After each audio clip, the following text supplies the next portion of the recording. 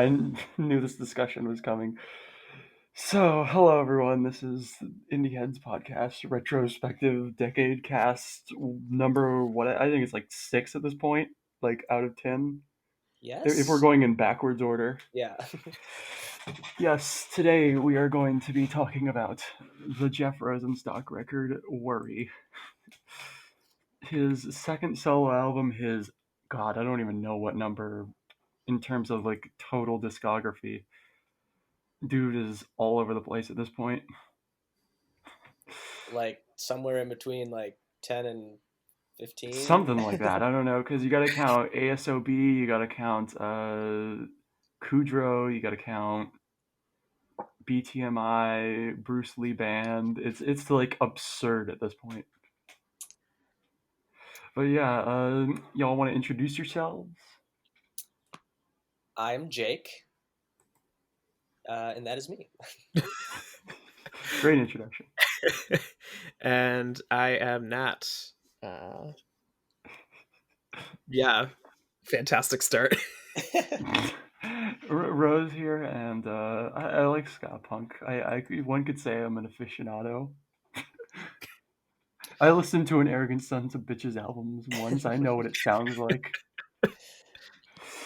Okay, so yeah, so how do we want to launch into this discussion? Like, what do you guys think is a good starting point for this of all albums? It's not it's less, it's simultaneously less daunting than a lot of the other albums that I think are going to get discussed in this series, and also at the same time, like, what on earth do you talk about with this? Because it's so weird compared to the rest of this. Yeah, I mean, like, I'm sorry, you can go. Oh no! It's fine. You go first. I was just about to kind of start rambling. I don't know where I was really going to start, but I mean, I guess compared to a lot of these other albums on our list, like kind of like you just mentioned, Rose, this one is, I guess, less like dense, not in like how it's recorded or how it sounds, but just in the sense that like a lot of the albums that we're talking about have like these really heavy like narrative structures to them. And this album is more just like a bunch of fucking Songs. kick-ass pop punk songs, you know?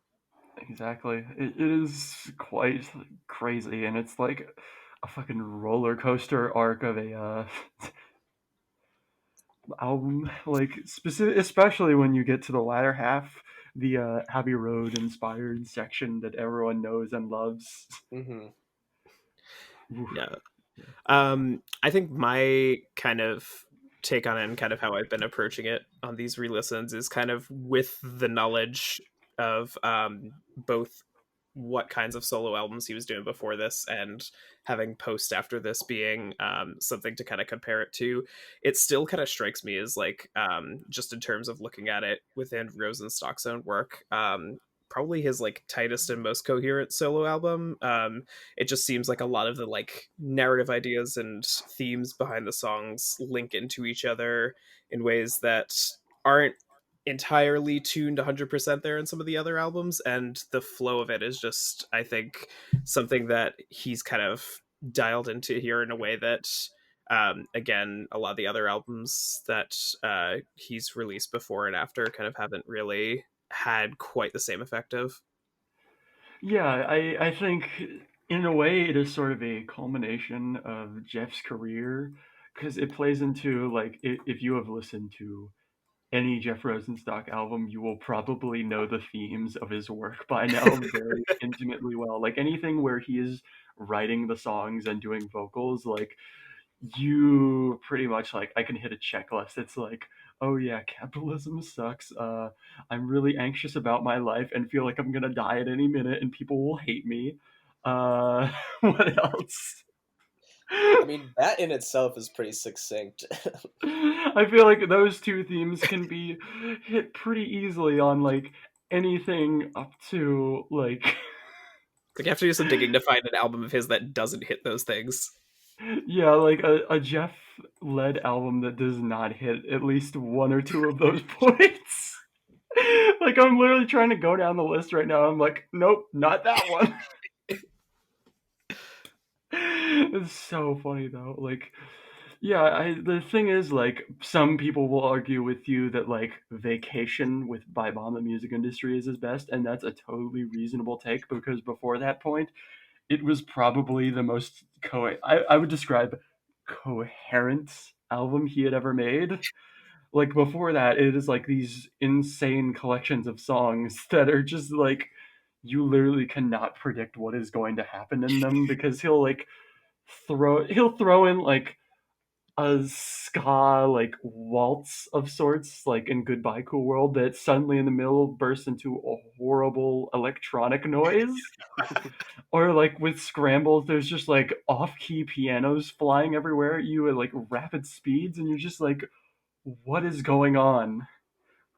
And then finally Vacation and furthermore the Jeff solo discography kind of like mellows out for a second and like it's like okay, yeah, we can have fun with the guitars but maybe none of the weird shit.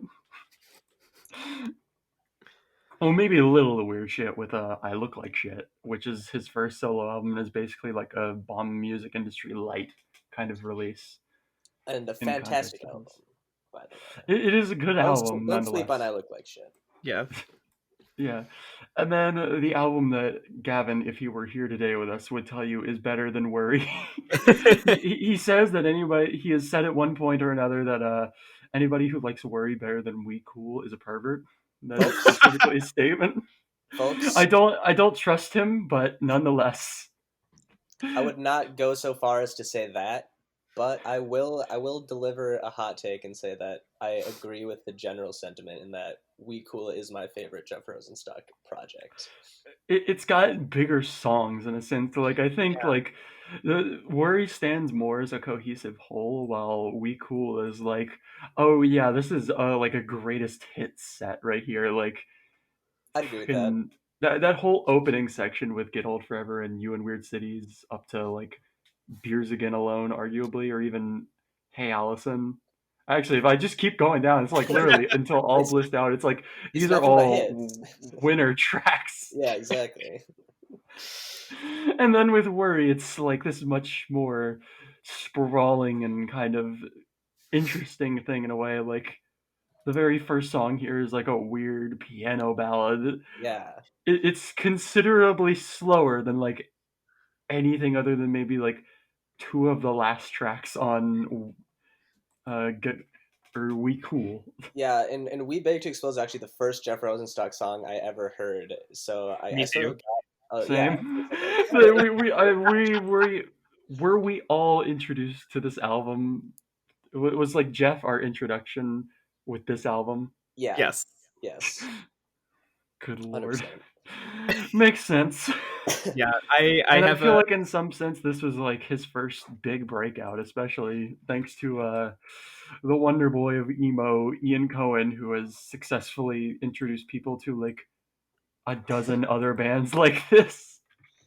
Um, I think there is something interesting though about like "We Beg to Explode" being the first Jeff Rosenstock song that we all heard because in a lot of ways it is sort of a strange song for him. Like you already mentioned, the like it's sort of like a piano ballad. It's I mean I wouldn't say it's soft, but it's certainly softer Oh than a no, it lot is of the other not work. soft by any means, Um, especially after like that yeah, part. but I mean, there's still sort of this sort of like sad, nostalgic undertone to it, which is obviously like very prominent theme of his music. But to me, it's like kind of like in comparison with like a lot of his music, like much less like pessimistic than say like Get Old Forever or something like that. Like just the imagery of like drunk people jumping up and down at a house show. Like I don't know, it's Yeah, almost got like a positive like start to this album. yeah. well, Um I think in some sense it kind of revises the same images at the start of We Cool, but with a little bit more of a mature perspective. Because, Yeah, like, at the absolutely. start of We Cool and the start of this album, he's like, damn, all my friends are getting married and having jobs. I'm so sad. it's it's wild too because this kind of ties into how I view Worry as kind of like being this kind of culmination of him building up to this point because We Beg to Explode, like the more I've been listening to it and prep for this, the more I've forgotten that it is essentially kind of like the more optimistic Jeff mission statement of his work, and it kind of builds into this thing that kind of encompasses more of like a pop punk anthem than like anything that he's done. And so it's wild because it's uncharacteristic of like a lot of different ways that he's done these kinds of songs before, but it also kind of is a way of like getting people to know kind of what he's all about, like right at the get-go. Yeah, Yeah. I feel like this album is possibly like top three most pop punk album Jeff has ever released. Like it leans hard in the pop punk in a very entertaining way. I thought something interesting that you sort of said is this like kind of and again talking about the contrast between this song and Get Old Forever, which I guess the only real reason to compare them is just that it's like the first song and like kind of his like big two solo albums. But I kind of like the contrast where like on Get Old Forever it's like he's drunk at a house show or whatever, but he's just like super embarrassed about that and he feels like it's childish and it's um, something that's again sort of like embarrassing. Whereas in We Beg to Explode, him being drunk at a house show, he's like, wait, what's the lyric? Um, Drinking at a house show can feel childish and embarrassing. yes, and then in We Beg to Explode, I can't find the exact lyric, but he's basically like, oh, stop sneering at her joy, like it's a careless mistake. Like he's kind of in the same situation, but he's like less, I guess, embarrassed by it. Hmm. Yeah, like he's more shameless about everything. He's just like, you know what? I've gotten older, and at some point, like, like it's a song about the 30s, but a slightly more positive perspective, and it's Yeah, kind of a love song to like just being all able to like it's an ode to being able to just have fun and just go fucking crazy with other people.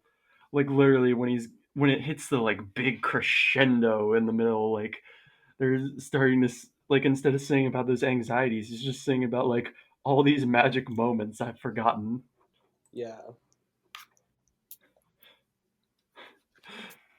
Just the sort of euphoria of being on the floor with other people and having a good time. and And the then fear that it will all go away sooner or later, which is, of course, again, same theme. and it's kind of like one of the most, I guess, optimistic songs on the album because like kind of most of what comes after it is still very, you know, See, I beg to disagree because I think this is by far the most positive Jeff album, except for maybe Post. Like maybe Post might be a little more positive, but that's more like, yeah, fight the power. Like we're gonna like that is more like rebellious than anything. This is like a genuine like to put it in brief, I think the main theme takeaway that I get into this album, which I will discuss as we go further, is like finding things that you love and kind of make you feel hopeful in the face of like the fall of late capitalism. Yeah, yeah, it feels more resilient than a good number of like other sorts of tracks albums that of his that kind of deal with the same things. There's always the sense that he's like bringing forth these things but like pushing through it. yeah, definitely. Yeah, like a moralization of of no longer giving up on it and just trying to find something good instead of freaking out. And I think that's a major victory on this album is just like the way that like in some sense those freakouts are still there, but they're more like contained in the musical sense than like carrying over the lyrics of like, oh God, we're all going to die. Like instead of blow your brains out on live TV or like anything in those earlier albums, it's just this, like we're having a good time. We're trying our best, even though shit sucks. Yeah, Like on a fucking yeah, festival song is probably the most indicative of any of these. It's a yeah. very fun one because it's just like him describing the music scene in a very like here is the bullshit kind of way. That's why it was so. I mean, so funny to when you just seeing him play festival song live at a festival, just like the whole like $7,500 That's play that is festival. like the most iconic Jeff thing is like the Worry album cycle going to Pitchfork Festival, which is like his first like really big gig that you could argue for. Like Right. that's not just supporting another band. It's like, oh shit, he's at a major festival that like cool people go to. A place which is hosting like bands that are kind of like in the trend of culture, and then there's just this weird sweaty dude in a AJJ tank top like Right. coming up and playing punk songs instead, like. And in some sense that ties with like the lyrics on here where he's talking about how like the establishment will sell you the image of rebellion. Mm. Like they wouldn't be your friend if it wasn't worth something, is what he's is the line that he goes on with. And it really fucking makes sense. Like they're not taking you, like you're not getting accepted into these cultures just because they like you. They want something from you.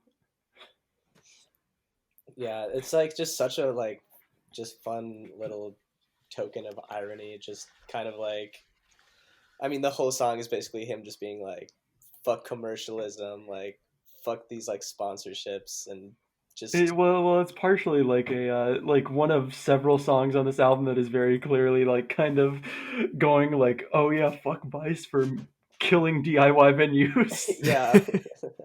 Like, Wait, isn't the other one there's several. Like I'd have to look in a little oh, bit. Wave Goodnight to me is one Mm. of the big ones. The whole like Yeah, that one is literally like about the specific story. Like it goes on mhm. with it.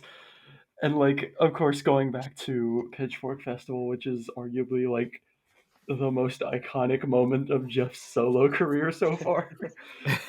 Like fucking Jake and me were both there for that, and it's just this insane crowd. Like everyone up front was clearly like there for him specifically. Oh yeah. And it was like a big like coming home moment. It's like, oh shit, he like after all these years of like sweating it out in weird basement venues and like doing bands that literally don't like don't ask for much money from people. Like you can literally make your own merch with them instead. And like Like he's suddenly here. and there was like a good amount of like, as far as I could tell, like big Jeff Rosenstock fans. I mean, like everyone there was like singing along to pretty much every lyric of every song he played. So it's like, yeah, Yeah, it is an extreme like moment for him. Like, and of course, like fucking my favorite thing about that set, of course, is like you already mentioned it earlier, but like before festival song, he just decided to extremely probably break contract and tell everyone how much he was getting paid for the set. didn't he also say something like sorry to like whoever booked us, like because they're gonna get Yeah, fired or he was something like, like that? sorry to whoever booked us, because like he was just saying they were going to get fired because he was like not only like talking about the cost that they were saying, but like you don't have to go to the sponsors here just because they have shit set up, like Yeah. Yeah. specifically railing against like the corporate element of the festival in a way, Do you which I think think that? is very entertaining. Do you think that'll actually like? Do you think he? I mean, I don't know. Is will that actually have an effect on like his potential to ever I, return to Pitchfork or no? I highly doubt it. Like they seemed like, from what I understand, they have one guy booking it, so like it's Yeah. clearly like not a joke, by the way. From what I like, this is from what Wow, I've heard. But like they have one guy who was employed to book all of that's crazy. it. But yeah, Jeff seems like he could pretty much fit in like most places. Like he's one of those guys that just happens to be like cool enough to simultaneously fit into these weirdly corporate environments, but also like uncool enough that it's just like, oh yeah, he will show up at your basement show. Yeah, And in some sense, this album is "Why I'm Leaving New York," the album. yeah, It's one of those essays, but in a much more coherent form. Oh yeah. Yeah. As especially it's wild revisiting a lot of the stuff on here about gentrification now, having especially had the experience of like living in a city that is like getting horribly gentrified out. yeah, It's wild to think about like how even that much has changed between like when this album came out and like when he left New York last year. Yeah, like I think the song that most directly gets it, like directly talks about gentrification in any sense is "Staring Out the Window at Your Old Apartment," which is like it does that trick that like nearly that most of the best songs do on here, where it's simultaneously like talking about something that's so achingly sincere, like oh yeah, like this old romance that's no longer here for me Mhm. is like gone. I'm staring out the window at your old apartment, like, and simultaneously, it's also talking about like, oh yeah, the landlord came in here and hung up a tacky looking surfboard. Right. Like, what is this gentrification Yeah, all shit because they going want to on? drive up the property value.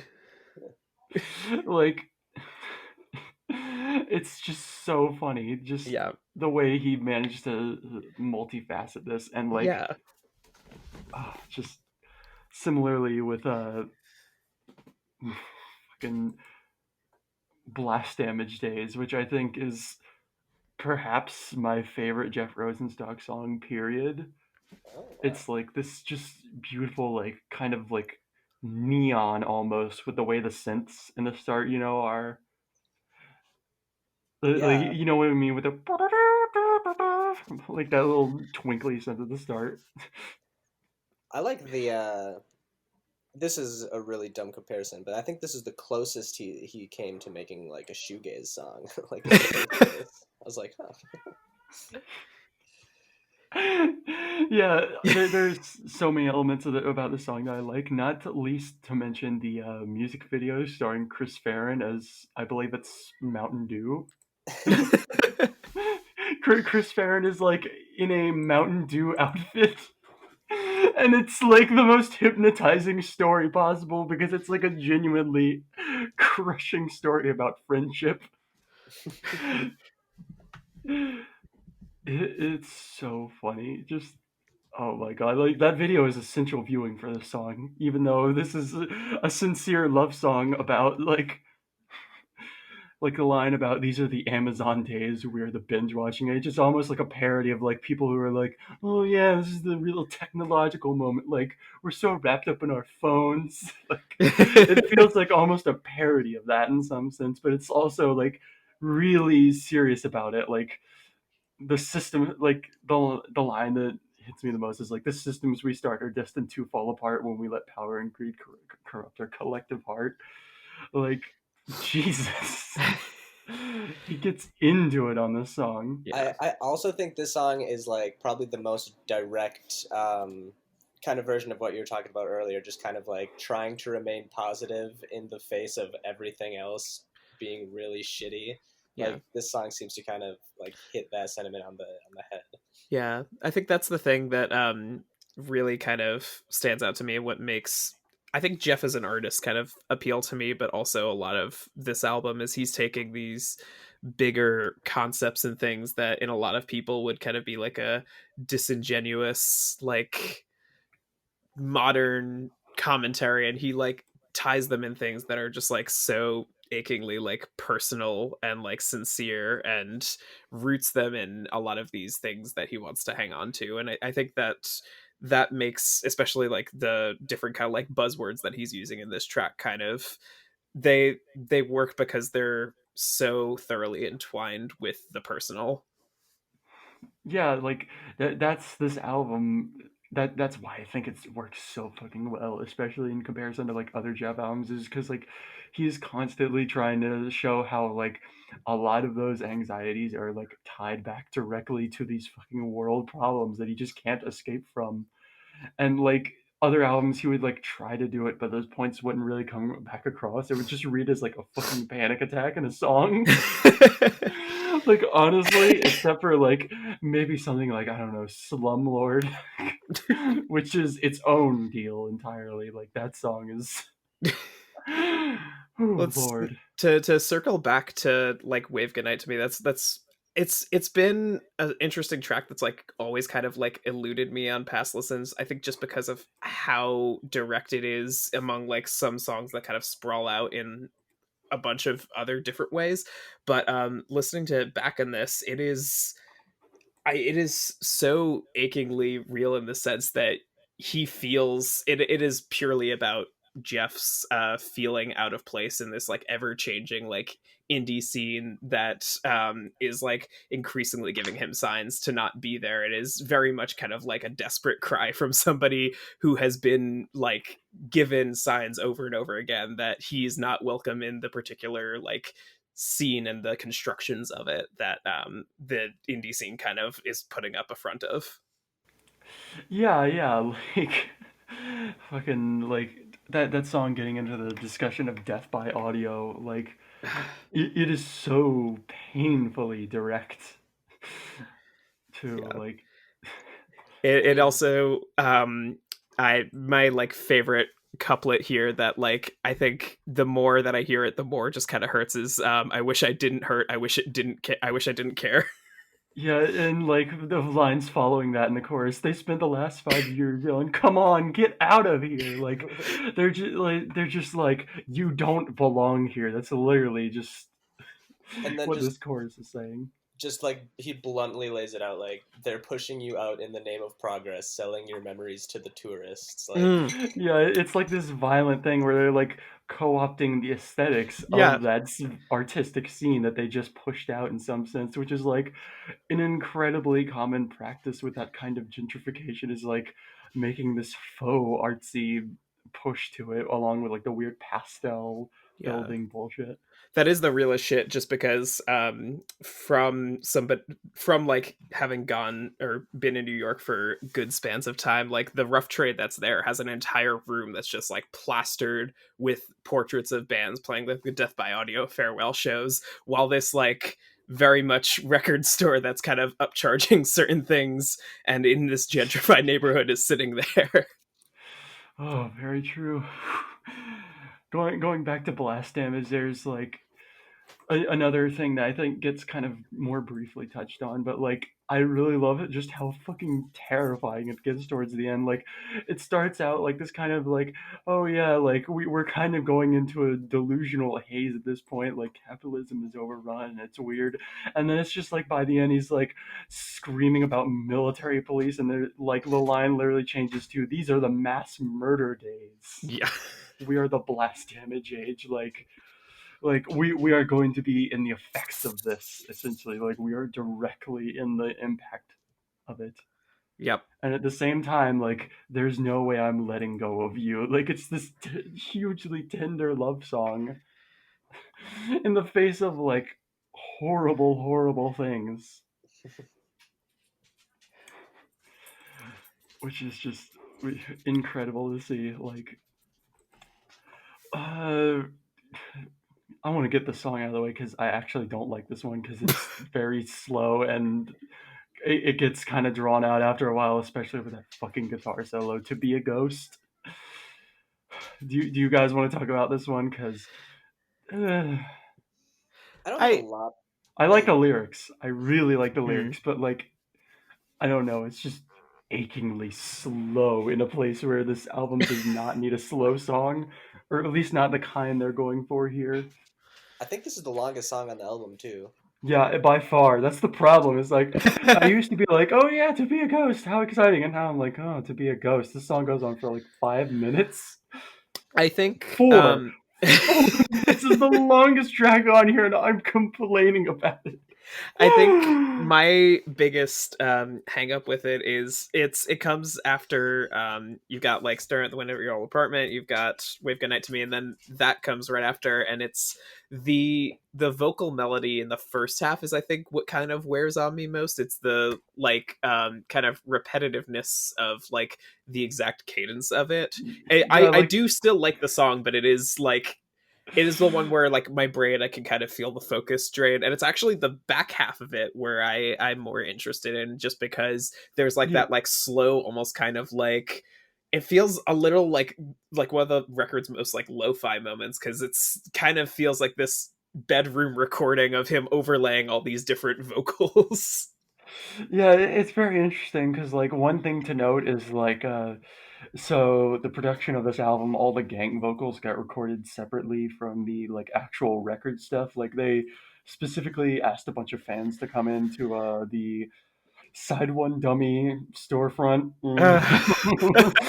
Uh, Speaking of dead business and the failures of capitalism, how about Warp Tour, y'all? uh, Oh my god. But yeah, like they brought in a bunch of fans to do the gang vocals, so it does sound a little weird in some spots, specifically here. And then the rest of the album is recorded in this like weird castle studio called Panoramic House, which I highly recommend you Google images of. It's insane. Hold on, I gotta pull this up. Yeah, because like it's really cool. And the producer, listen, this song has good production. Every song here does because it is produced by Jack Shirley, Grammy Jack, baby. Producer for Deaf Heaven and Jeff Rosenstock. I mean, come on, how can you not love this man's work?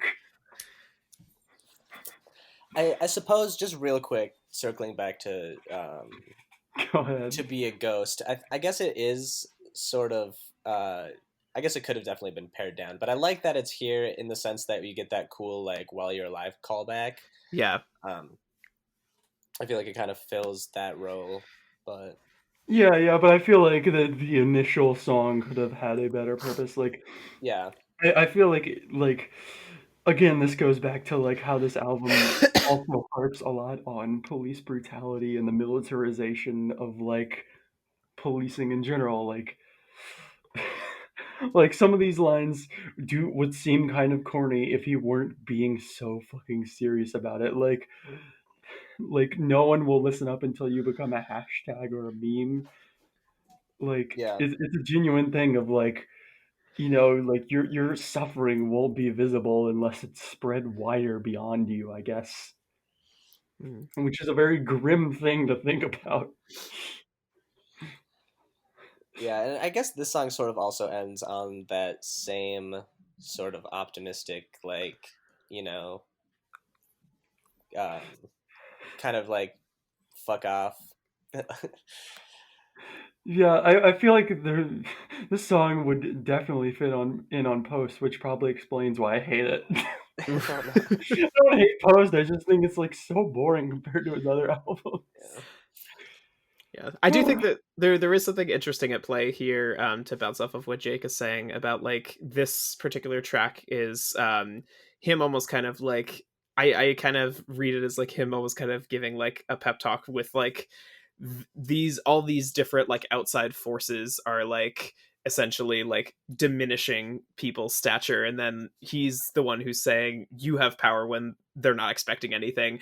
And then he when that resurges later on, he twists it so that way it's this like nebulous like this group of people who are are all like kind of being like, oh, when you're gone they're going to like build you up, and he's the one who is then kind of like telling you I need to let you know your worth like while you're alive, which I think Yeah. taken as a whole that makes them both interesting. I kind of I do see where you're coming from though with the whole kind of tying some of that into the um when you're a ghost, the first go around.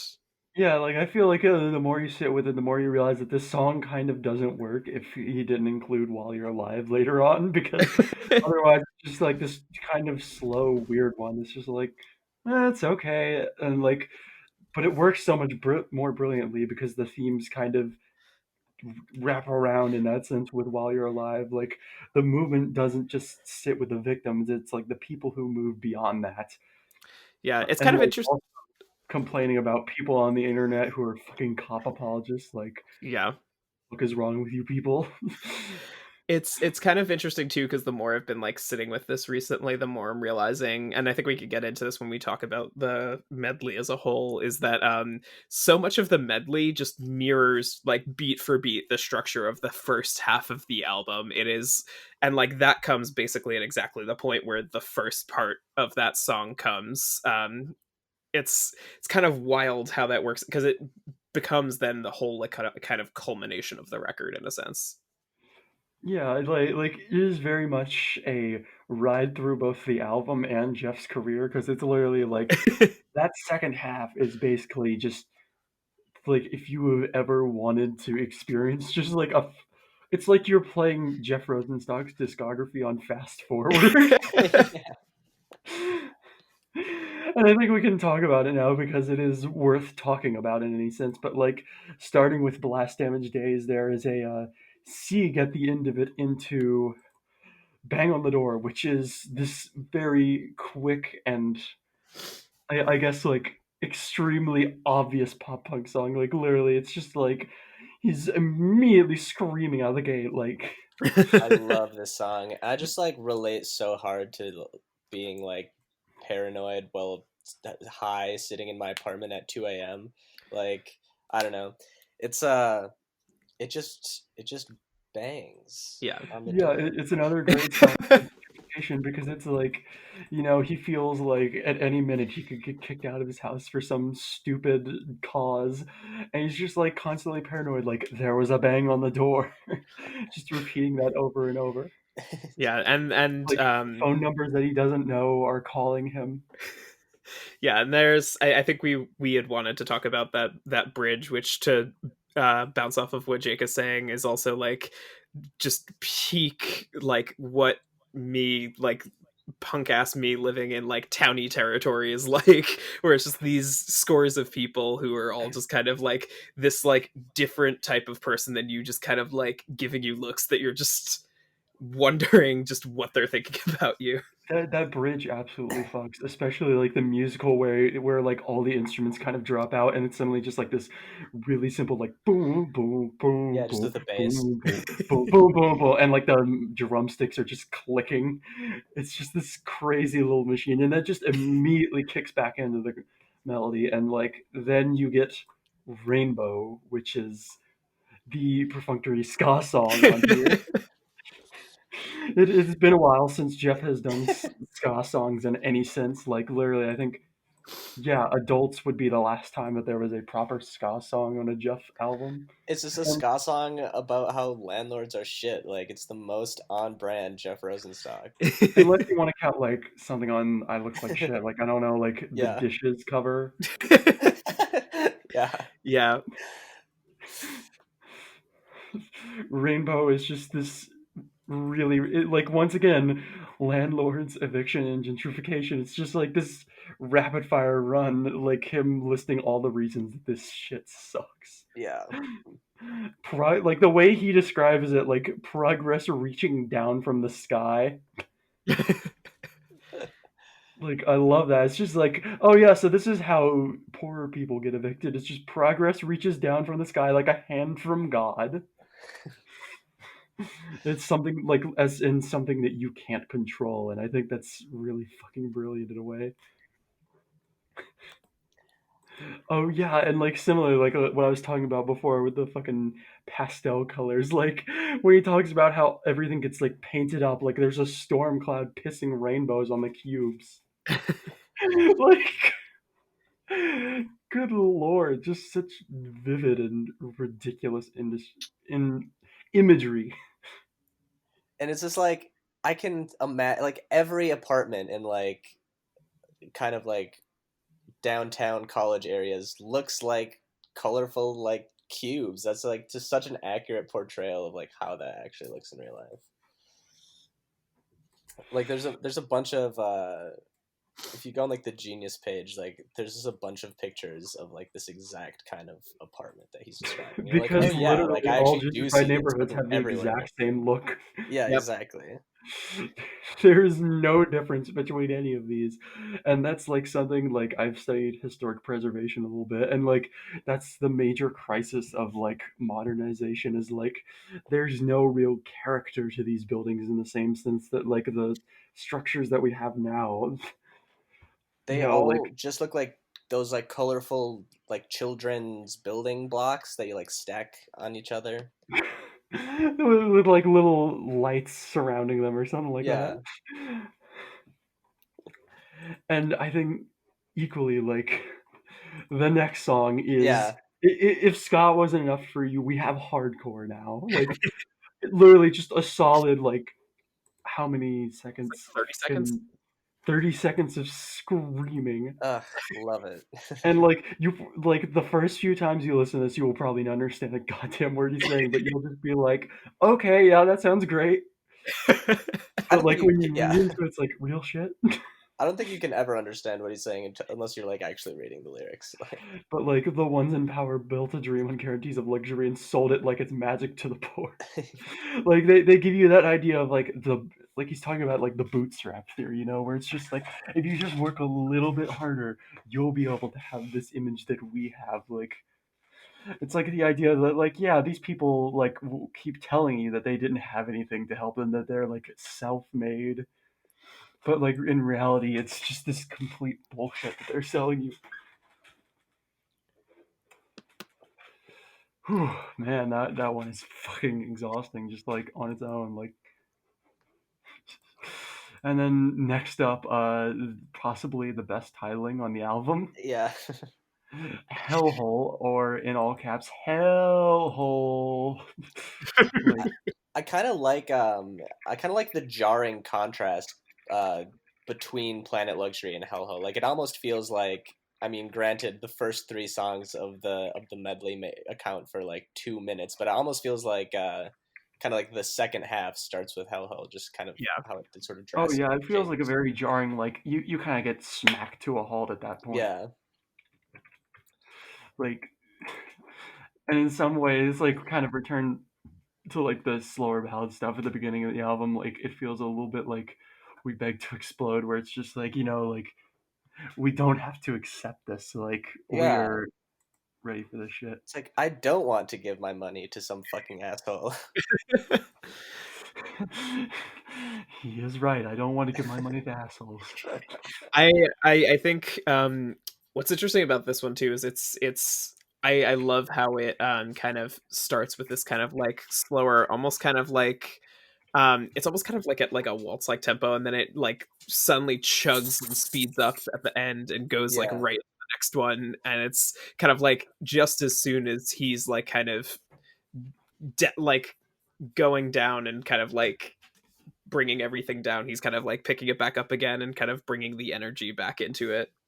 Yeah, like surprisingly for a song that is very much like a slowdown, it does not feel like a grinding to a halt like I would complain with about To Be a Ghost, Yeah. which is very much like nice.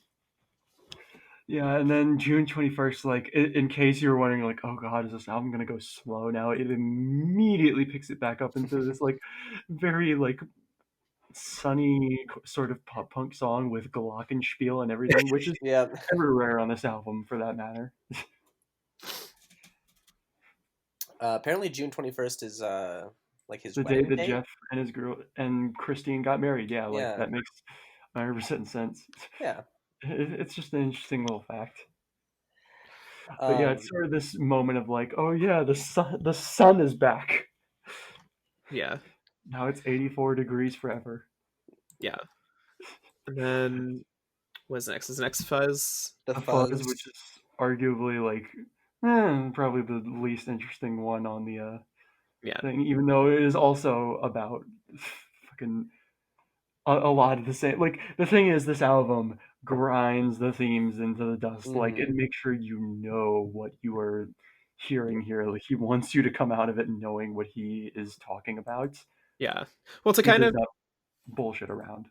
to kind of I guess kind of to go back to what I was saying with the "To Be a Ghost When You're Alive" kind of comparison, it's interesting because this one's kind of playing off Blast Damage Days in a different way, where it's like um, it's talking about the need to want to like hold and protect somebody, but not like completely smother them and overwhelm them and make them feel like that it's going to be like this overwhelming force that is going to just completely destroy somebody in the process. It's like giving somebody the freedom to kind of like breathe and live with it and trust in them in order to like make it through this. Yeah, like understandably, and like trying not to crush them with your own anxieties. Like Jeff will tell you himself, he is a very nervous guy, and it's like kind of hard sometimes to like feel okay in the world like this in any sense.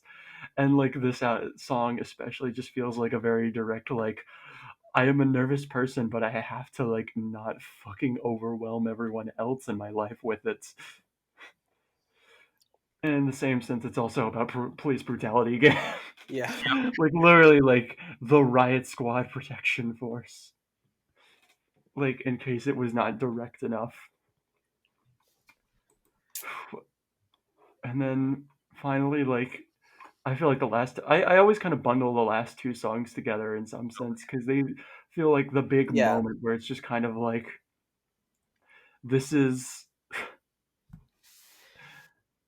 this This is this like the big moment, I guess. These are like the big kind of bundled together thesis statements of the yeah, album, exactly. because it's like back to back. You have Love Is Worry, and then Perfect always takes so long because it doesn't exist. Yeah. Yeah, like this song like goes back to the reprise of To Be a Ghost, and in some sense like it's simultaneously saying like fucking when you are dead. Like just like oh yeah you're gonna die someday, and also like everyone will be right there to praise you right then, but like when it matters they're not there. Yep. Like at the same time you just like, or at least it feels that way to him, it's like kind of you just have to accept like these people do love you, they're not ignoring you, they're not gonna go away and then like come back to be like oh yeah I knew them, they were so great. Like it is very much like a kind of thing, it's like little memories, like all these magic moments that he talks about at the beginning, like literally citing like laughing at funerals, queasy at carnivals.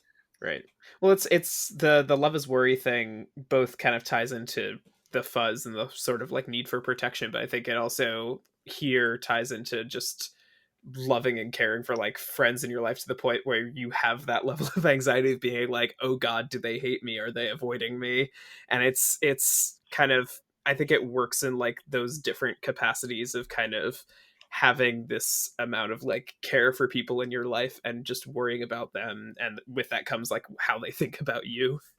Yeah, like I feel like the thing he's trying to get at here is like it's not this, like Hollywood fucking image. Like he literally says not like the love that they showed us on TV. It's like not this idealistic thing that, oh yeah, it's gonna be perfect forever. It's like, yeah, you're going to feel a lot of fucking anxiety and things could entirely fall apart. It's, a home that can burn, like it can all be taken away. As I have probably said, like in at least two other decade casts. Because all of these albums that I seem to be about horribly grim death feelings. Like it is very much it's something that you can feel real anxiety for, but you have to accept that, I guess. Love is worry.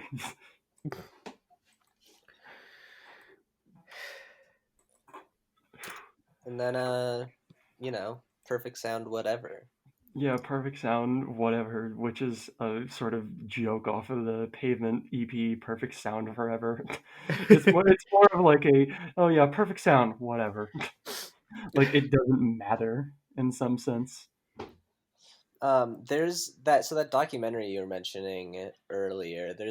I'm pretty sure there's a little part in it where they're trying to get some guitar line recorded for, um, I think it's festival song, and at some point he like kind of fucks up, and there's like this kind of like harsh metallic like noise. Yes, he like screams. He's like, "Oh!" Because it makes like in the middle of the recording, like this Yeah, horrible feedback noise pops up. and then they flip a coin and decide to keep it, and I've always kind of like liked that little scene because I don't necessarily think that that is like explicitly what he's like referring to, but I do think that it is sort of like a fitting moment, like given these lines, like just perfect doesn't exist, and like that's okay. Yeah.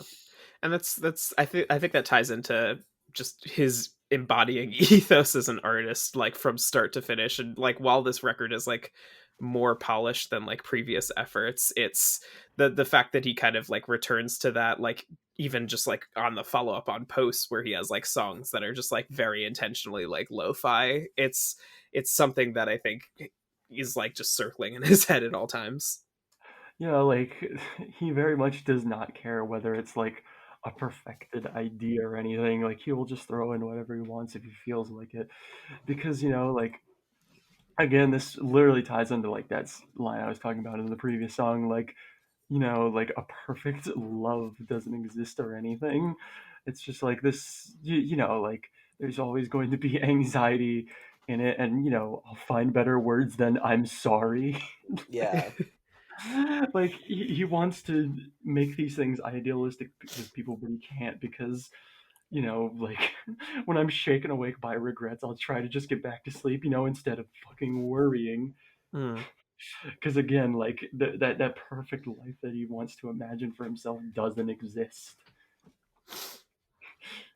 And like in the same way, like he's trying to not make that message grim. Like he's literally like when they're singing "It Doesn't Exist," it sounds repeatedly. It sounds like the most joyful thing imaginable. It's like just this perfect conclusion as they're fading out. Yeah, well, it's like a sense of freedom, of like breaking free of that like realization, that like foregone thought of being like, oh, it doesn't exist, so we can just kind of go out and do this and not have to worry about that. And I think that it's like always like a really kind of euphoric end to the album, because it's kind of something to like take off and carry with you. Yeah, it's like I feel like this album very much like the few positive messages that it tries to get through, like it very much delivers them effectively, Yeah. which I appreciate because otherwise, oh god, this album would be depressing. Yeah. Yeah, do we want to move to any other like songs that we didn't get to as like intensely or uh any other did details? we talk about Pashrash at all?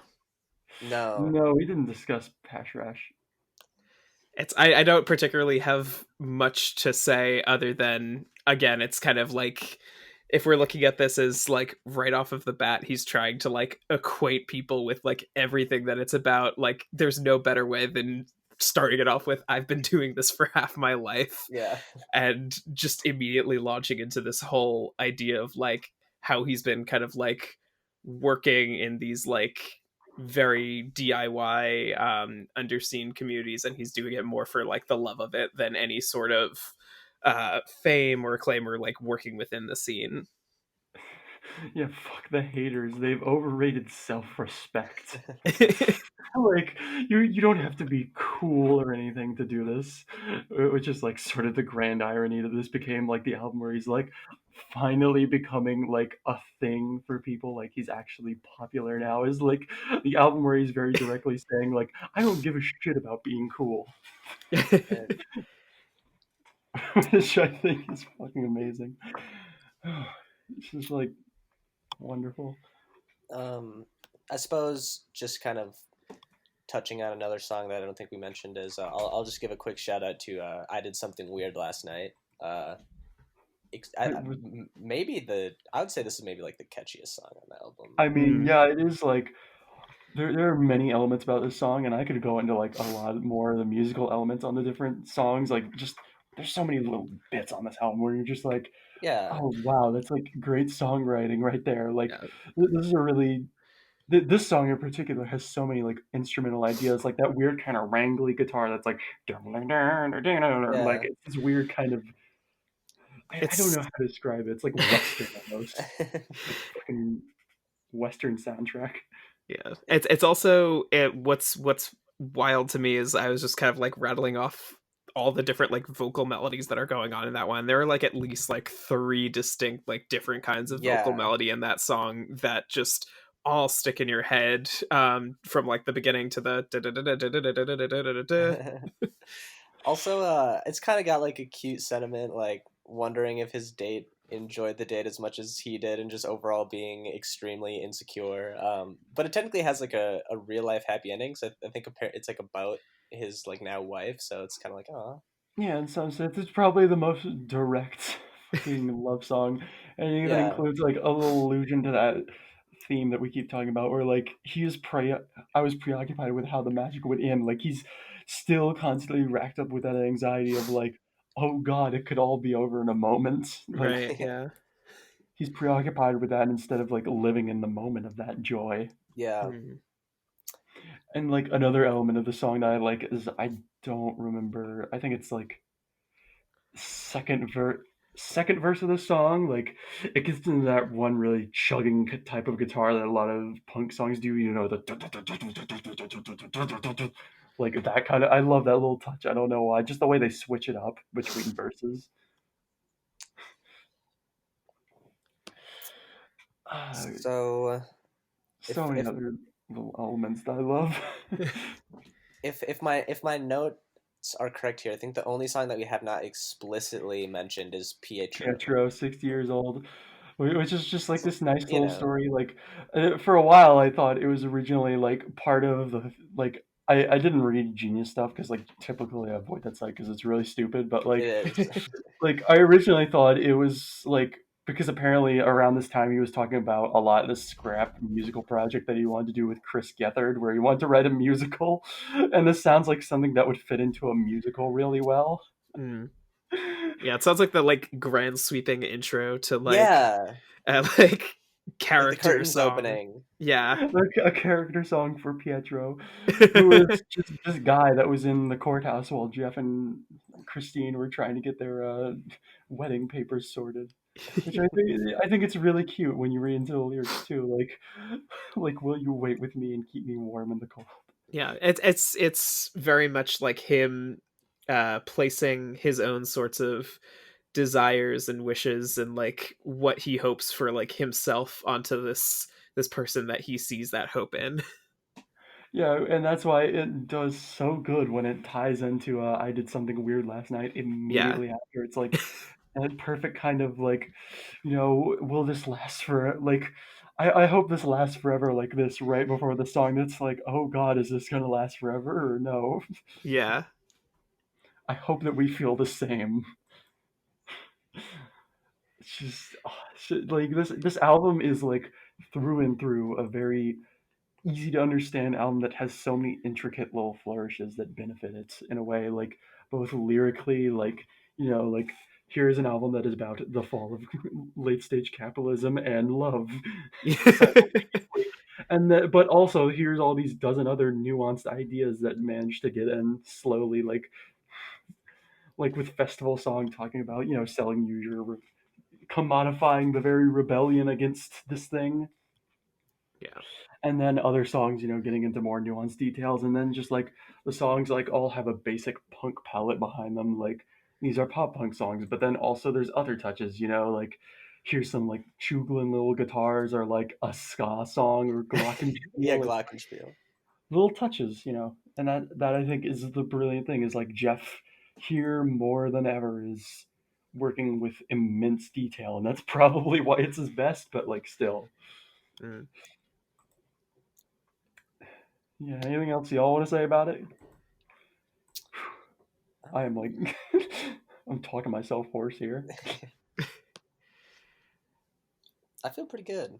Yeah, I feel like we mostly covered it. It's like you were saying, it's one of those records that like is very direct and immediate the first time you listen to it, but like even now, just listening to it back for this podcast, like I like listening to it several times over the span of like a week. There's so many different like structural things and little callbacks that he's doing throughout that I think really set this apart for him and just a lot of other things in the genre. Yeah, it is a thrill to see. Yeah. And honestly, I can only hope that like next one knocks it out of the park again. Like if anybody can do it, it's Jeff. Good old Jeff. I personally think you will, just based on the every single one of like the five new songs that I've heard are like extremely good. So Yeah. Yeah, I'm trying not to spoil myself on those like acoustic sets videos that everyone's taken on YouTube. yeah, Like Yeah. Having it's so easy to like be like, ooh, here's all the new songs, but they don't sound anything like they will. no, And having seen a few of them in like live shows, it's exciting to kind of see the bones of them, but I feel like they'll definitely have room to like kind of flourish and grow into something that is really kind of like hammers down the sound of it once he hits the studio, if he hasn't already. Of course, I say this with the caveat that he, for all we know, he could take like a full Neil Young pivot and go into acoustic album, which would be awkward but kind of fun. Oh yeah, I think that wraps it up. Good lord. Okay. Bye now, y'all. And we wait. Actually, next episode will be. Oh yeah, Twin Fantasy with me Twin and Jake. So Fantasy. look forward to that. Heck yeah. Woo! All right.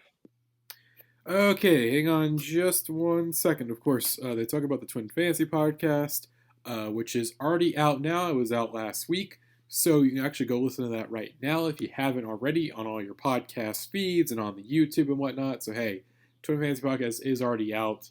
We just kind of went ahead on the recording or on the release schedule due to a slight change. So that's just a quick item. And back to the final seconds of the podcast. All right, bye. Bye.